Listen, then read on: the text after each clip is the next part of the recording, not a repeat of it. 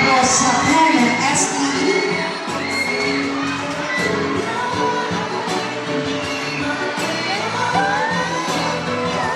Lakhan, number 3, Sean David A. Samo, mula sa Canon STE, 15 taong gulang, na mula sa Cabugao, Santo Domingo, Nueva Ecija.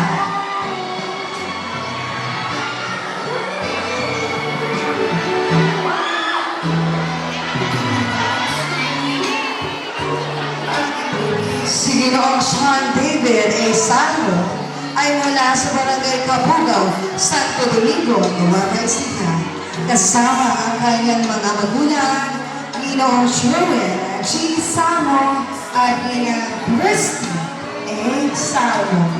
Ating pong palakpakan, Lakhan number 3, Sean David A. Salvo.